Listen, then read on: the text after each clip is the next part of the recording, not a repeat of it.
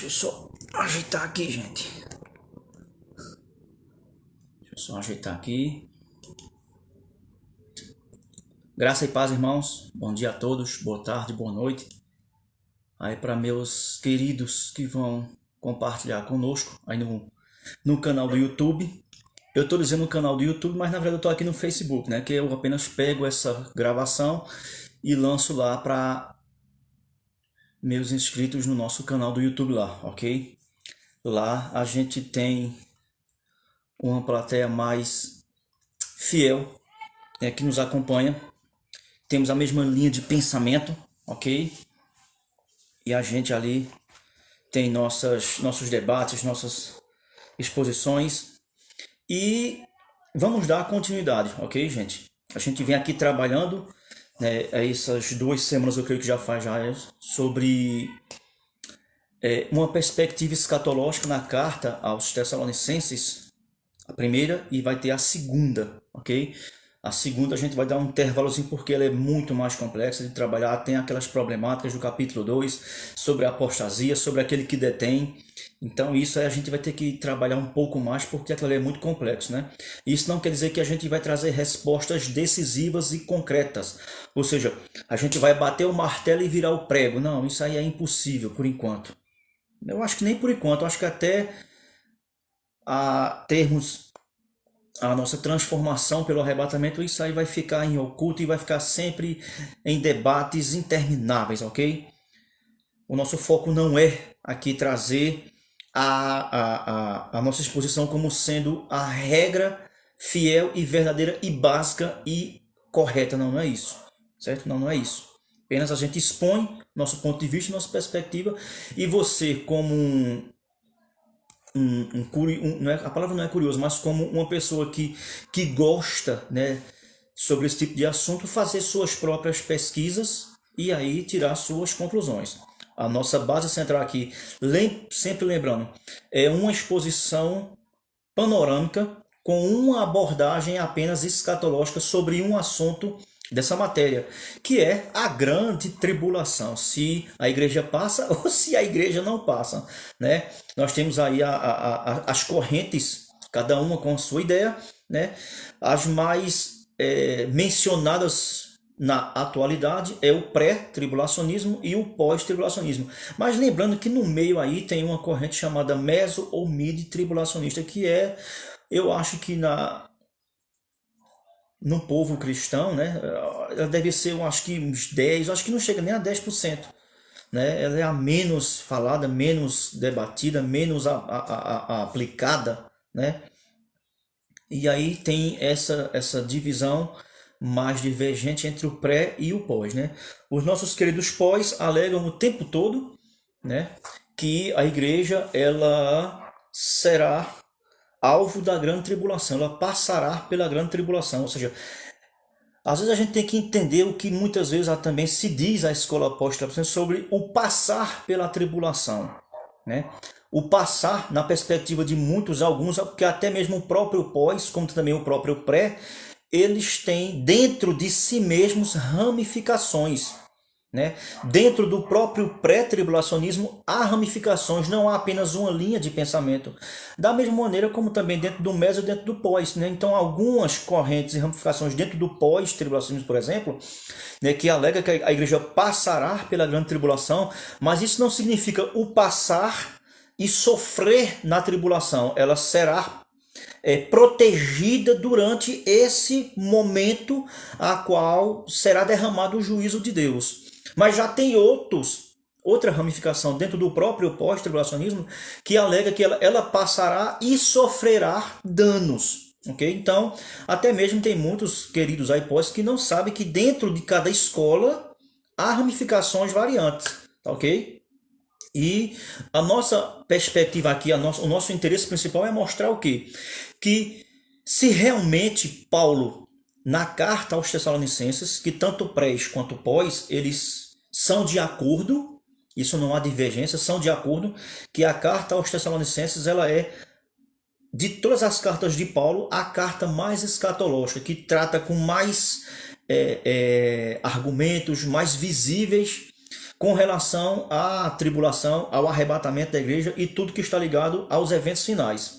Então, tanto uma quanto a outra reconhecem que essa carta ela é a mais escatológica. Então, a gente vai ver logo primeiro nela. Então, já que ela é a carta mais escatológica, então a gente não tem por que ir procurar agulha nem palheiro. Então, vamos logo para a carta aos Tessalonicenses e vamos ver se Paulo ensinou a igreja de Tessalônica qual deve ser o comportamento dela na grande tribulação. Então, já que ela vai passar, então vamos ver quais são as coisas que Paulo ensina para membros daquela igreja, que eles devem, as atitudes, comportamento, como é que eles devem se manter e que posição tomar quando eles estiverem dentro da grande tribulação. Ok? Vamos ver se Paulo ensinou. E a gente hoje já vai aqui entrar no capítulo 5, que é o último capítulo da carta. A gente não vai fazer o capítulo todo hoje porque contém 28 versículos, tá ok? Então, a gente vai tratar aqui por partes. Hoje, como a gente vai tratar o eixo central do capítulo 5, que é o versículo de 1 a 3, que é o desenvolvimento de Paulo na argumentação sobre uma época da história. Então a gente vai ficar nesse versículo porque esses três aqui já são bastante complexos. Eu creio que a parte mais difícil do capítulo 5 são esses três primeiros versículos. Porque a partir do versículo 4 em diante ele vai falar sobre a necessidade de se mantermos vigilantes, porque não somos da noite, mas somos do dia. A gente vai entrar isso aí na próxima videoaula, ok? Então hoje a gente vai ficar com as três. Só recapitulando, no capítulo 1, Paulo em momento algum ensinou aos irmãos qual deve ser o comportamento na grande tribulação. No capítulo 2 da carta, Paulo também de forma alguma não menciona, não toca, nem sequer passa pela sua mente como é que deve ser o comportamento dos irmãos na grande tribulação. Lembrando, é uma carta escatológica, então se Paulo tinha essa posição, se Paulo tinha esse pensamento, se Paulo defendia essa ideia, Paulo foi muito negligente a ensinar aos irmãos como deve ser o comportamento. Capítulo 3, Paulo também de forma alguma menciona ou ensina ou se passa, pelos seus ensinamentos, como é que eles devem se comportar na grande tribulação. No capítulo 4, que é um capítulo que realmente trata diretamente do arrebatamento da igreja, Paulo também nem sequer tocou no assunto sobre o comportamento dos cristãos durante a grande tribulação. Interessante que essa carta tem 5 capítulos. E Paulo, ele fala no capítulo 4 sobre o arrebatamento. E agora que a gente vai trabalhar o capítulo 5, Paulo vai tratar sobre o dia do Senhor, sobre a grande tribulação. Então, só a ordem cronológica dos fatos na carta aos Tessalonicenses já deixa claramente que Paulo tinha em mente arrebatamento e depois grande tribulação. Então, o que é que a gente pode observar no capítulo 5? A gente pode observar aqui, eu estou olhando aqui porque também está aqui no Facebook, está aqui meu celular e aqui está o notebook. E às vezes aparecem algumas informações ali, eu olho para lá que é para clicar e resolver os problemas, ok, irmãos? Então, qual é o assunto do capítulo 5? A gente vai ver aqui logo de início que ele tem aqui um desenvolvimento de um novo assunto. Paulo vai tratar sobre um novo assunto e também está relacionado à ênfase, não é mais o arrebatamento, a ênfase é os eventos que serão desencadeados, que ele chama esse tempo de dia do Senhor. Se você observar do capítulo 1 ao capítulo 4, ou quer dizer, no capítulo 4, quer dizer, quando Paulo está tratando do arrebatamento, você pode observar, primeiro detalhe, em momento algum, Paulo faz menção de dia do Senhor. Ele não chama o dia do Senhor. Não tem nenhuma vez sequer, segundo detalhe no capítulo 4, menção de juízos ou de catástrofes que vão evidenciar ou como sinal para o advento do arrebatamento. A gente já pode observar esse prisma de acordo com isso aí. Então, a gente vai observar aqui no capítulo 5, do versículo 1 a 3, que é a parte, eu considero a parte mais difícil de se destrinchar do capítulo 5, do versículo 1 ao 3. Se você observar versículos 1 e 2 desse capítulo 5 aí, ele fala sobre os eventos do dia do Senhor. E sobre essa matéria, eles já estão completamente qualificados para entender esses momentos que irão anteceder a vinda do Senhor. Ele não fala só sobre o dia do Senhor como um dia de catástrofes, mas ele também emprega esse evento como sendo um evento marcante para a vinda do Senhor. E se você observar nesse capítulo 5, quando se menciona vinda, em momento algum se menciona ressurreição, arrebatamento, transformação de corpos, nada disso aí tem a ver com essa linguagem que Paulo emprega sobre vinda do Senhor, que é uma expressão que ela pegou um cunho ou uma característica totalmente técnica e que foi empregada no Novo Testamento, que está relacionado e muitas vezes elas estão misturadas. Cabe a gente saber distinguir e desfragmentar quando Paulo utiliza o termo vinda do Senhor para julgamento e vinda do Senhor para arrebatamento. É simples, é só a gente buscar dentro do texto, não de forma imaginária, maluca, que eu reconheço que às vezes alguns dentre nós, de corrente dispensacionalista, tentar colocar o imaginário aqui de forma totalmente desequilibrada. Então, por isso que muitas vezes eu reconheço que alguns dos meus queridos pós, eles têm razão, né, quando falam sobre muitas vezes a falta de equilíbrio no uso da hermenêutica, da interpretação. Isso aí eles estão corretos.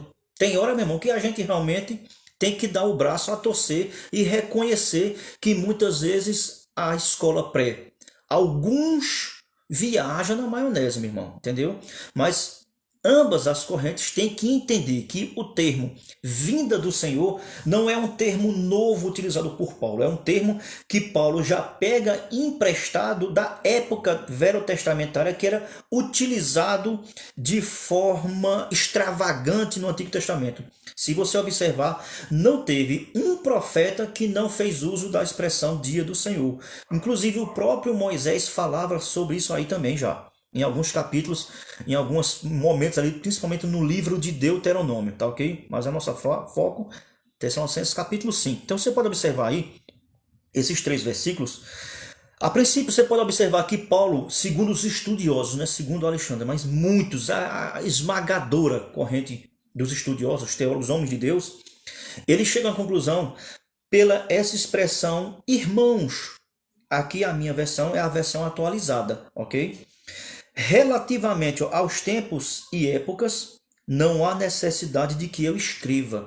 Então, essa própria construção do grego no início do capítulo 5, ela, na sua forma original, ela indica, pela construção que ela aqui é utilizada, indica que Paulo agora ele está tratando de outro assunto que não é o assunto que ele vinha falando antes, que era o arrebatamento. Ou seja, a construção aqui ela leva você não de forma tendenciosa, mas de forma gramatical e hermenêutica a ver que Paulo agora ele dá início a um novo assunto no capítulo 5 e ele traz uma ampliação mais sobre esses eventos que ele nos capítulos anteriores ele não nem sequer ele falou. Então você pode me perguntar, então se Paulo nos capítulos anteriores da carta ele não tratou, ele não falou de forma clara sobre o dia do Senhor, então como é que você pode dizer que ele está tratando de um novo assunto a qual ele não tratou nas cartas nos capítulos anteriores? Bom, a gente tem que lembrar o seguinte, olha como é que está aqui o discernimento, não discernimento, mas as colocações e o argumento completo de Paulo. Lembre-se que a gente tem que primeiro avaliar a Bíblia de forma gramatical, porque o Espírito Santo ele não era analfabeto. Ele utilizou as palavras, né, da forma gramatical, de forma entendível que eu e você possa compreender. Mas se você não prestou atenção, mas o capítulo 5 e o versículo 1, irmão, termina com ponto e vírgula. Paulo não concluiu o seu pensamento. O pensamento de Paulo sobre isso que ele quer agora falar, ele conclui no versículo 2. Então, quando a gente lê o versículo 1 e o versículo 2 agrupado como um desenvolvimento e um pensamento de Paulo, aí a ideia clareia.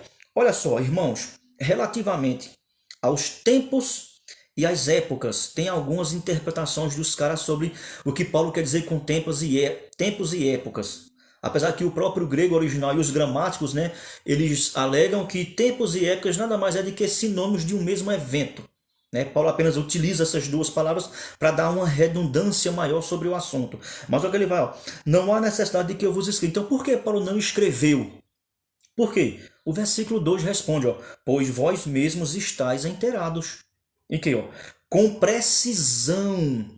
Então, sobre o desenvolvimento escatológicos que são decorrentes desse período que Paulo aqui chama de o dia do Senhor, e ele usa já aqui uma figura de linguagem de ladrão, Paulo não precisa trazer mais explicações, mais esclarecimentos, por quê? Porque os próprios membros já estavam de muito instruídos. Então Paulo aqui, ó, não vai agregar tanta coisa como eles esperavam. Outros estudiosos também chegaram à conclusão que possivelmente essa era uma das perguntas que Paulo estava respondendo aos irmãos da igreja com relação à confusão que havia se misturado entre o advento do arrebatamento e o advento do dia do Senhor. Então, possivelmente os estudiosos eles chegam à conclusão que aqui é a resposta de Paulo sobre a indagação que a membresia da igreja tinha feito com relação a isso que estava aqui acontecendo, essa confusão na igreja.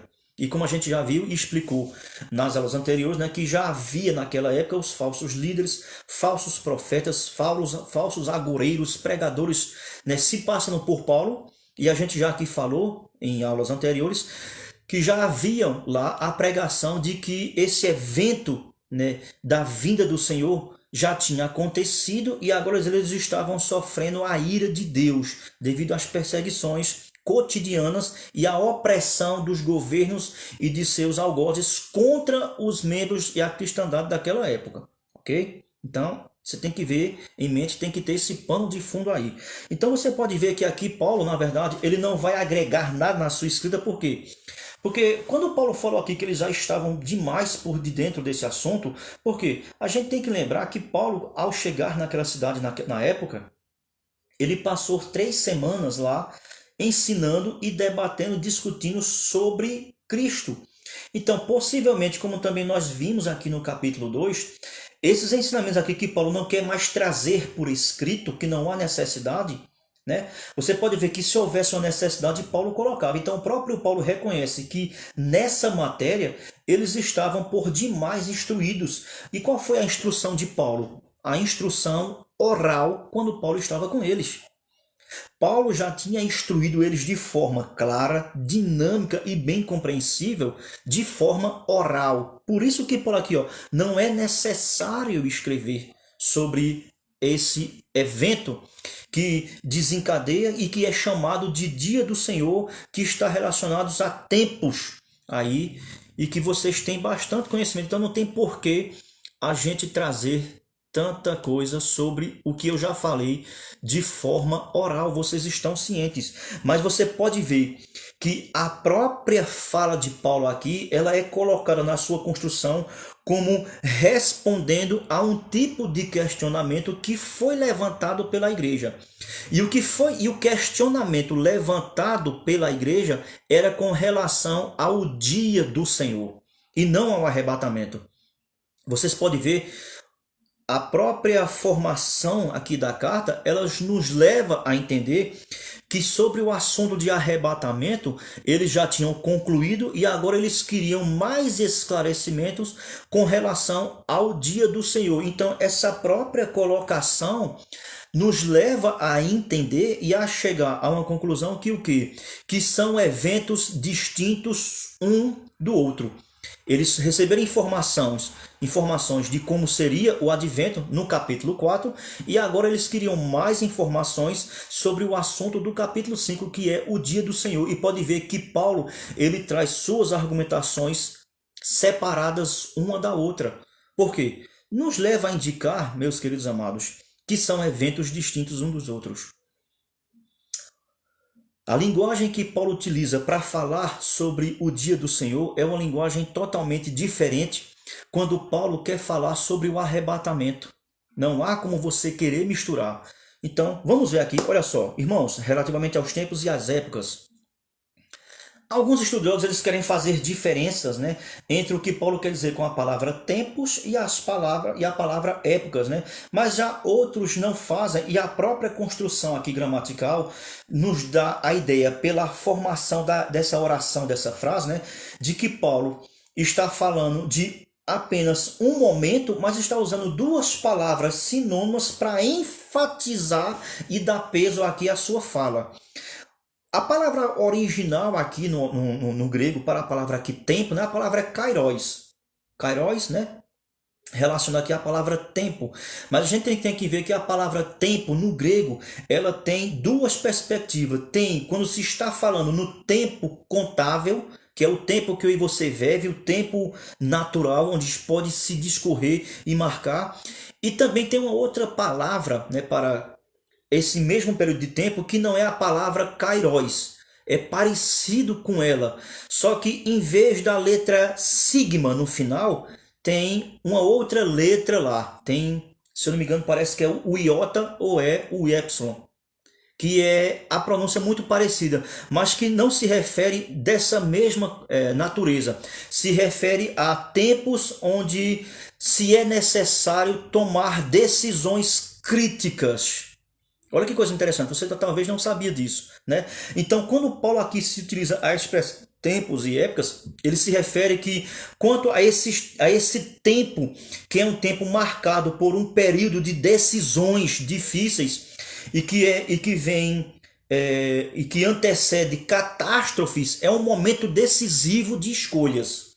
Então, Paulo está falando sobre isso, que sobre esse momento decisivo de escolhas, que serão seguidas de eventos catastróficos, que Paulo aqui vai falar, é totalmente diferente do tempo kairos, como eu e você conhece, e que ainda é também diferente, né, do tempo cronos, ok? Que é o tempo do homem, quer dizer, o kairos é o tempo atemporal. Eu me confundi aqui, eu errei, desculpa, certo? É o tempo atemporal. Kairos é o tempo de Deus, na eternidade.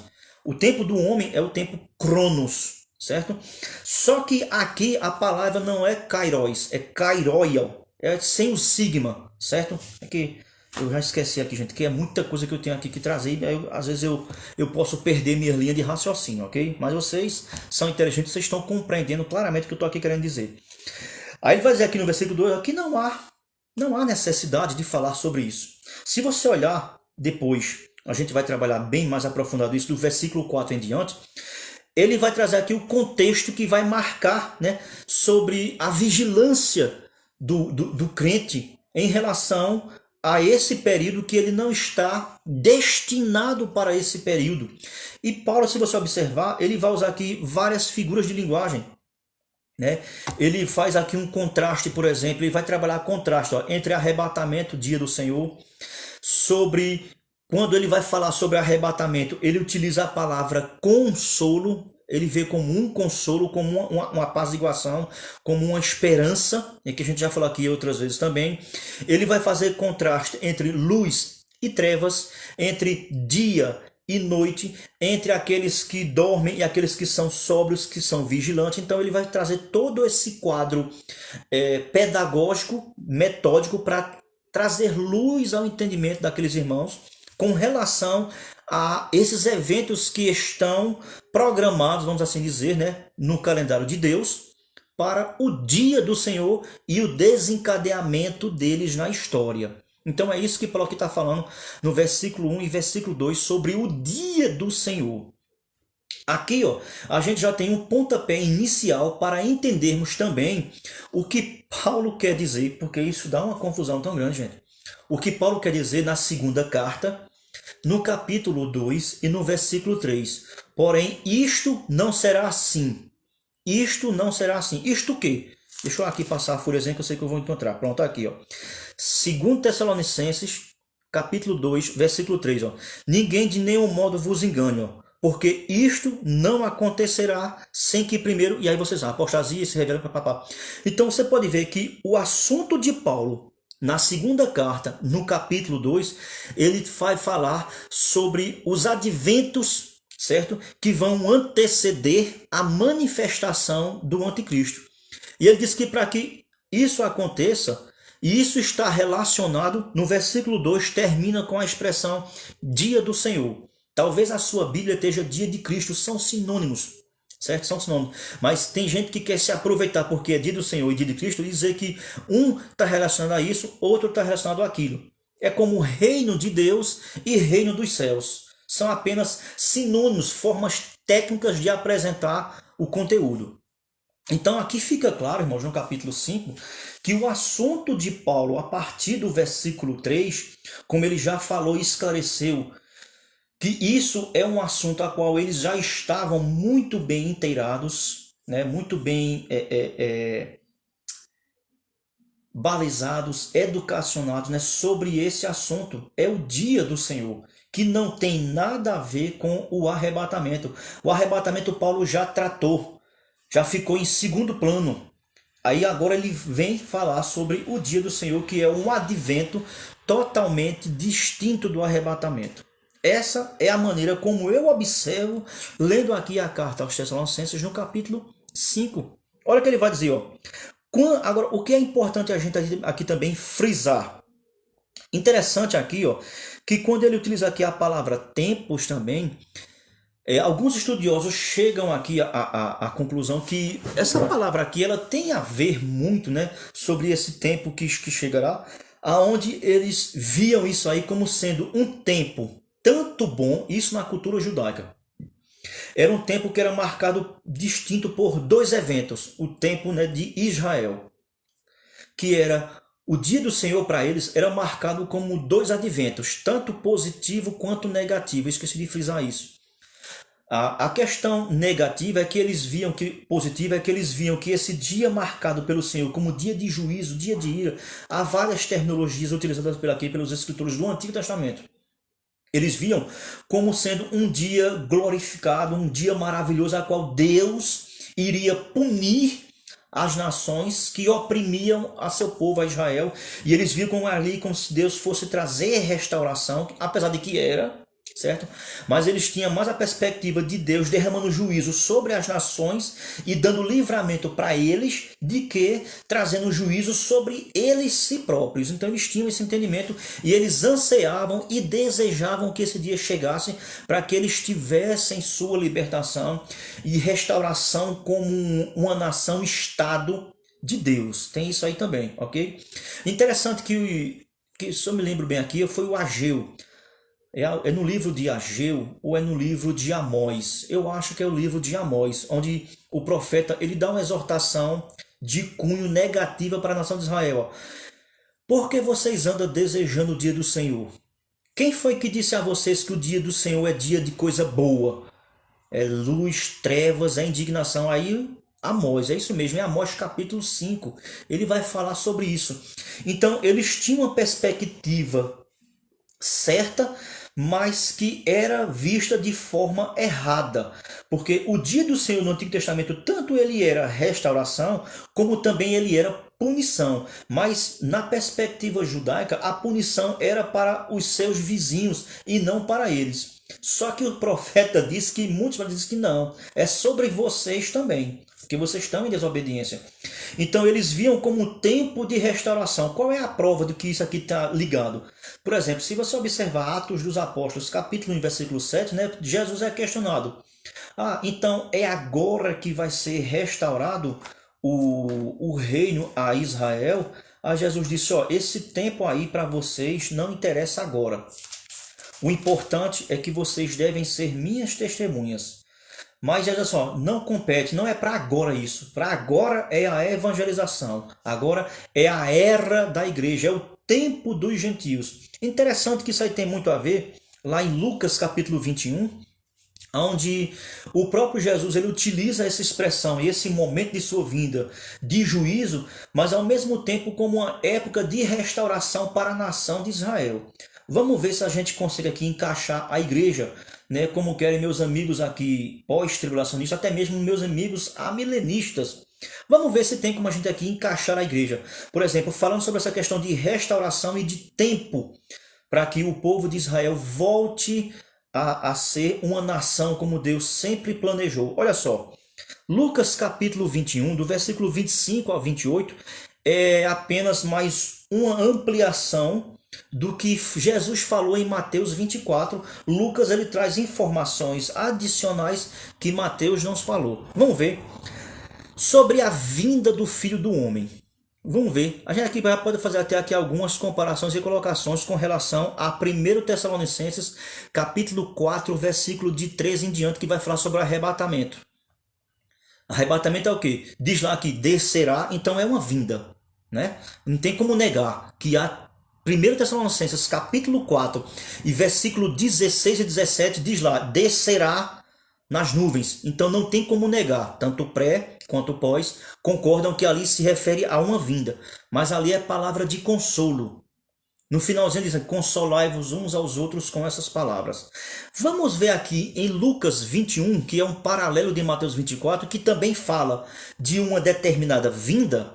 Vamos ver se aqui vai ter ressurreição, se vai ter transformações do corpo, se alguém sobe para os céus, como Paulo ensinou lá em Tessalonicenses capítulo 4. Lucas 21, 25 diz assim, ó, haverá sinais no sol, na lua e nas estrelas. Você não consegue encontrar sinais visíveis lá em 1 Tessalonicenses capítulo 4, que se refere ao arrebatamento. Aqui já é um ponto já totalmente antagônico com a visão pós-tribulacionista. Vamos continuar mais, ó. Sobre a terra, angústia entre as nações. Então será uma vinda que vai trazer agonia para as nações. Para quem?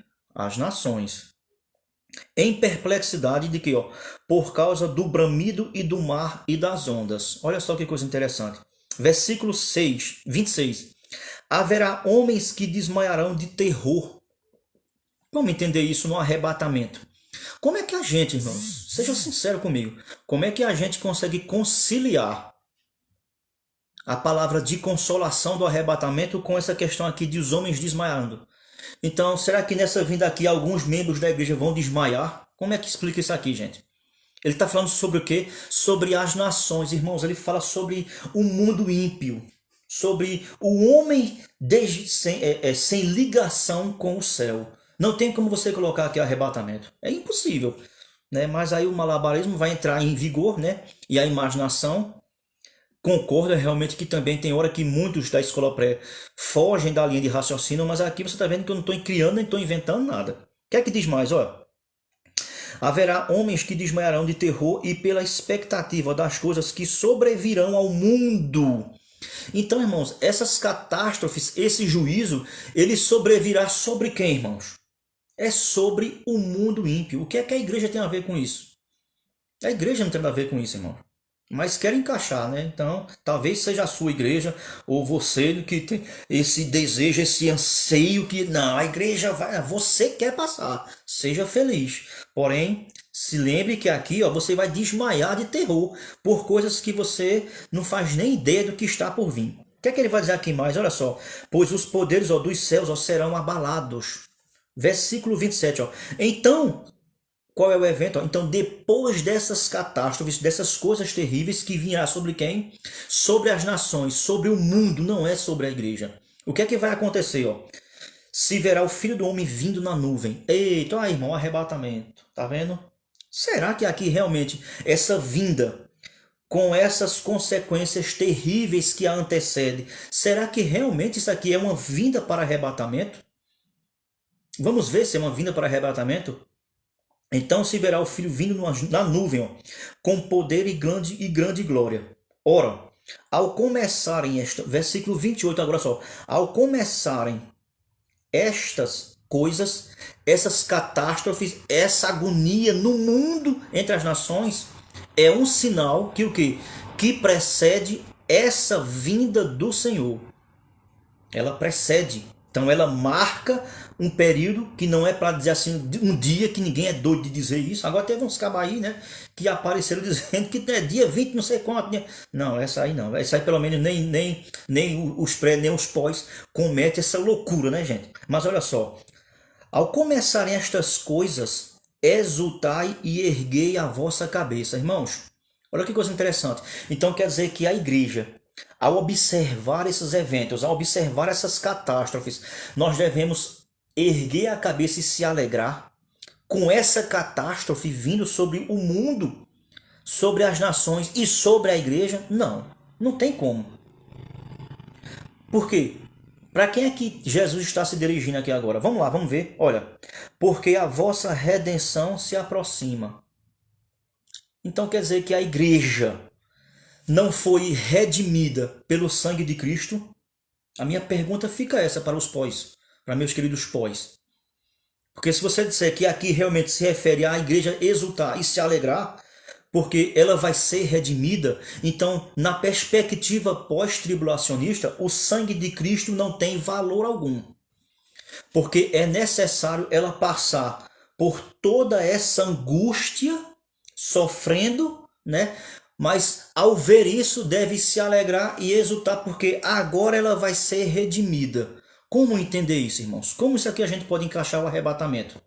Olha, tá vendo que eu falei para você que o ponto mais dificultoso de se observar em 1 Tessalonicenses capítulo 5 é justamente aqui, o capítulo 5, versículos de 1 a 3, onde Paulo aqui ele vai trazer sobre o dia do Senhor. Então, o dia do Senhor envolve todos esses elementos de vingança, de juízo, de catástrofes, de momentos de decisões, a qual é o que a palavra tempo aqui no grego, no original, significa.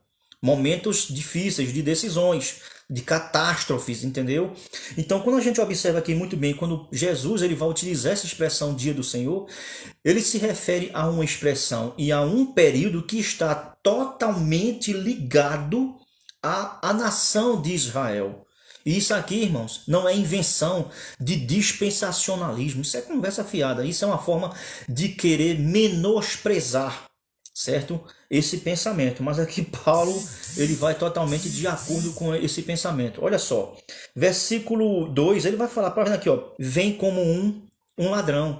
É de forma totalmente inesperada. E para quem não está de acordo com o que a Bíblia estipula sobre esse momento, está vivendo uma vida totalmente desgarrada, você é voluntário a passar por esse problema, essa época da história, que ela com certeza é terrível. Eu acho que já vai em 36 minutos, a gente vai encerrar já já.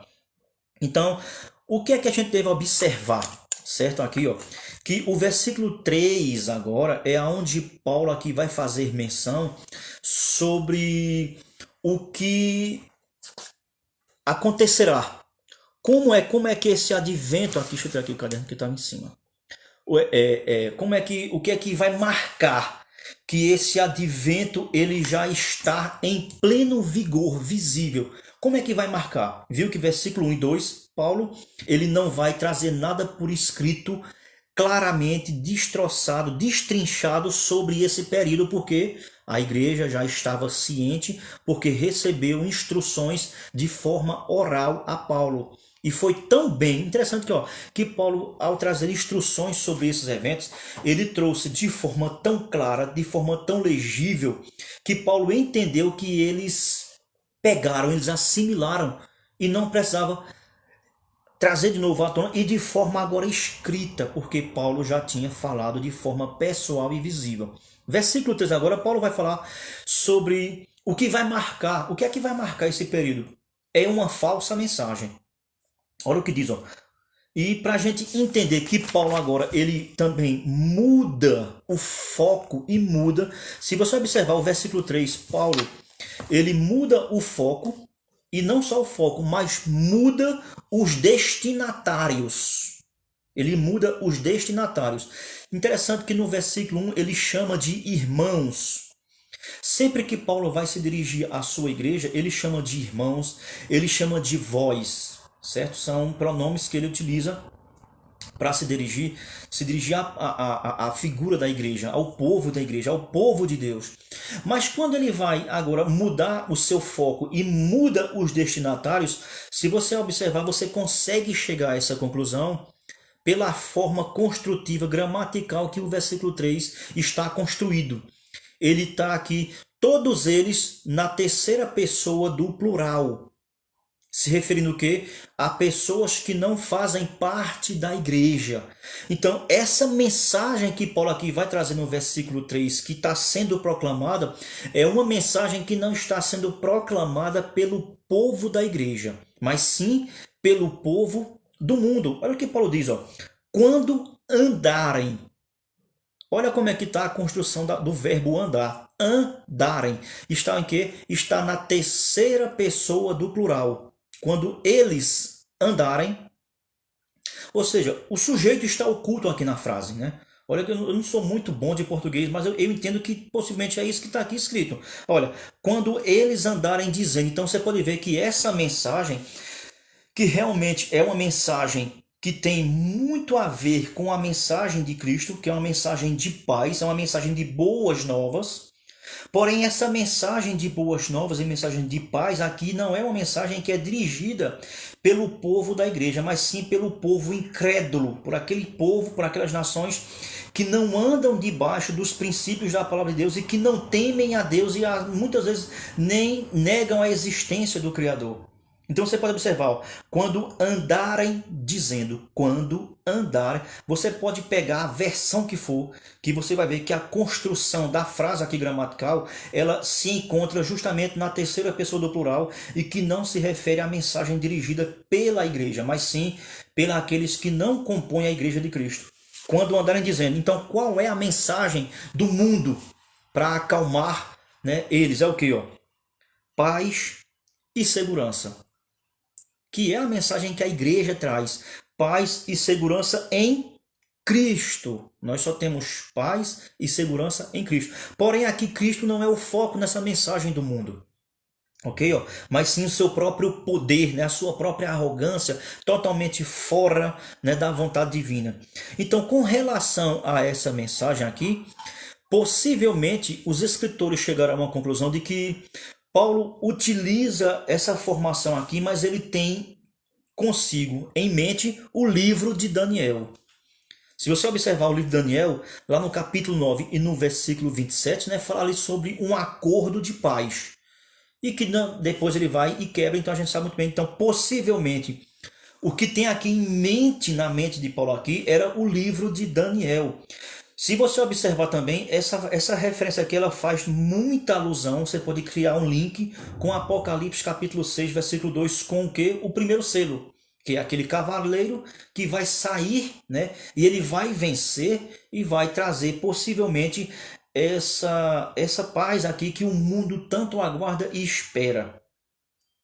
Ele diz assim, ó, porém, o que é que vai acontecer? Paulo aqui agora utiliza uma linguagem totalmente de juízo, de punição e de vingança. Isso não tem nada a ver com arrebatamento. Não tem como a gente encaixar aqui o advento do arrebatamento. Repito, eu acho que essa já é a terceira ou quarta vez, está ficando chato, mas eu tenho que dizer, é um advento distinto do arrebatamento. Não é arrebatamento. Ele está aqui trazendo agora aqui, ó, o que? Ele está clareando aqui adventos que serão desencadeados durante o dia do Senhor. Ele vai dizer aqui agora, ó, eis que lhes, olha como é que está aqui o pronome, de novo, lhes. Então é sobre quem? Sobre esses. Então sobre esses que estão trazendo essa mensagem de paz, esses que estão trazendo a mensagem de segurança, sobre eles, o que é que vai vir sobre essa classe? Que é quem? É a igreja? Porque você diz que é a igreja. Então, se a igreja é quem pronuncia o quê? A mensagem de paz e de esperança, de segurança. Quem é? Nem a igreja, já que você, pós-tribulacionista, quer colocar. Então, sobre a igreja, sobre os pós-tribulacionistas, o que é que virá? Lhe sobrevirá repentina destruição. Como é, irmãos? Pelo amor de Deus, como é que vai encaixar aqui a igreja no período tribulacional? Você vai concordar comigo que a mensagem da igreja, a mensagem de Cristo, é uma mensagem de boas novas. Boas novas. Irmãos, como é que a gente pode aqui colocar essa mensagem de boas novas se são boas novas? Então, como é que pode vir repentina destruição sobre a igreja? Como é que ela pode sofrer o martírio do antigo, da grande tribulação? Como? Não tem como encaixar. Tá vendo que vai ter que fazer um malabarismo? Eu lhe pergunto, e agora, eu estou fazendo algum malabarismo? Eu estou aqui fazendo contrapontos, eu estou aqui colocando. Se você conseguir me responder, dentro do contexto gramatical aqui, da formação do conceito de Paulo, não tem como encaixar isso, irmãos. Olha só. Eis que lhes andarem. Então eles vão andar dizendo isso. Então sobre eles virá quem? Mas como encaixar a igreja aqui, irmãos? Paulo não está tratando com o povo da igreja. Paulo não está falando de uma destruição que virá sobre a igreja. Como? Paz e segurança. É a mensagem da igreja, é as boas novas. Mas aqui para Paulo não é, são falsas. Então, essa mensagem falsa receberá justo juízo de Deus. E é sobre quem? Isso. Olha só. Repente, como vêm as dores de parto e que estar para dar à luz. Irmãos, esse contexto aqui de Paulo não tem como negar. O que está na mente de Paulo, e são estudiosos, são estudiosos que dizem isso, que aqui no contexto, na mente de Paulo, nesse pano de fundo que Paulo aqui está traçando, colocando de forma aqui, de uma forma de linguagem de figura, com certeza não tem como negar. Paulo aqui tem em mente o sermão da montanha das oliveiras, do Monte das Oliveiras, o sermão do Monte das Oliveiras de Jesus, Mateus 24, Marcos 13, Lucas 21, Lucas 17. É isso aqui. A ideia de Paulo, ela flui do sermão profético de Jesus. Como é que a gente encaixa aqui a igreja, meus queridos? Olha o que ele vai dizer, ó. E de nenhum modo escaparão. Pronto, meu irmão, aqui é a fase central. É a fase central que a gente deixa os pós-tribulacionistas sem uma indagação e sem uma pergunta, sem uma resposta. Primeiro, eles dizem que vai passar. Aqui diz que é uma mensagem de paz, é uma mensagem de boas novas. Porém, essa mensagem ela é falsa e eles vão receber o quê? Repentina destruição. E essa destruição virá sobre eles de forma gradativa, como a mulher. Ele usa aqui a figura de uma mulher quando está para dar a luz. É porque antes de dar a luz, meses antes ou momentos antes, ela sente contrações. Eu não sou médico, não tenho como falar com precisão sobre isso, mas vocês já sabem que isso já foi tanto abordado que já está até impregnado aqui na nossa mente. E me diga uma coisa, essas dores tem como a mulher escapar dela? É impossível a mulher escapar, não tem como. Não tem como. A não ser que ela faça um aborto, mas mesmo assim as dores, elas existem. E não tem como ela escapar. Então ele usa essa figura de linguagem que quando Deus, pelo seu tempo, resolver se mostrar visível a sua ira, o seu juízo, não tem como um homem escapar. É inevitável. Há contextos no Antigo Testamento e no livro de Apocalipse que diz que os homens irão procurar entrar nas montanhas para tentar fugir, escapar. Não vai ter como. Então, veja lá, como é que a gente encaixa aqui a igreja? Eu já vou terminar. Vou terminar aqui. Como é que vai a igreja? Então, se eles dizem que a igreja vai passar pela grande tribulação de forma que não vai ser atingida pelo, né? Mas aqui diz que não vão escapar. Então, como é que fica essa contradição de argumentos? Não vão sofrer, mas aqui é Paulo, não é Alexandre, é Paulo que está dizendo, de modo algum escaparão. Fechei a Bíblia, fechei, guardei. Irmãos, a gente vai ficar por aqui, certo? Meu objetivo, como eu sempre repito, não é atacar pessoas, não é atacar ninguém, mas é sim colocar, certo? Colocar, qual é a palavra, meu Deus? Aqui eu estou querendo procurar aqui uma palavra para ficar bonitinho, mas eu não sou tão assim formal. Ou seja, não tem como você encaixar a igreja nesse momento, nesse período chamado Dia do Senhor. O capítulo 5, Paulo abre um novo assunto e traz mais clareza sobre esse assunto, ok, irmãos? Então não tem como a gente aqui dizer que a igreja ela será visível, ela será presente nesse momento aqui, que é um momento único, um momento singular. Jesus falou que nunca houve e nunca haverá. Quando andarem, sobre eles virá o quê? Repentina destruição. Tem como escapar? Não, mas a igreja vai passar ilesa. Bom, Paulo disse que não tem como escapar nesse momento. Vimos lá no contexto de Lucas capítulo 21 que essa vinda, né, ela vai trazer juízo sobre as nações e sobre o mundo. Paulo diz, Jesus disse, vocês estão no mundo, mas não pertencem a esse mundo. Na própria oração de Jesus, no capítulo 17, Jesus também fala sobre essa questão dos seus discípulos, da sua igreja, não fazer parte desse sistema mundano no capítulo 16. Se você observar, Paulo diz em várias passagens nas suas epístolas que a nossa pátria está nos céus. Complicado, gente, complicado, né? Espero aqui que eu tenha trago alguma coisa, agregado algo mais a seu conhecimento com relação aqui ao capítulo 5 da carta aos Tessalonicenses, que a gente não terminou. Isso é apenas versículo 1, 2 e 3. Tá vendo como é complexo? Eu queria que o vídeo ficasse curtinho, mas infelizmente já vai ali em 48 minutos. Então, para a semana que vem, a gente vai dar continuidade no capítulo 5, do versículo 4 até o versículo 11, e iremos ali observar se Paulo ensina aos irmãos como devem se comportar durante esse período que ele denomina aqui de o dia do Senhor. Deus abençoe sua vida, Deus abençoe sua família. Se você gostou, compartilhe esse vídeo, dá o teu like e vamos espalhar as verdadeiras boas novas do Evangelho. Não essa falsa mensagem como aqui o mundo tem proclamado e tenta impor de forma forçada, né? Que estamos vivendo em um mundo de paz e segurança sem a necessidade de Deus intervir na história. Deus abençoe sua vida em nome de Jesus.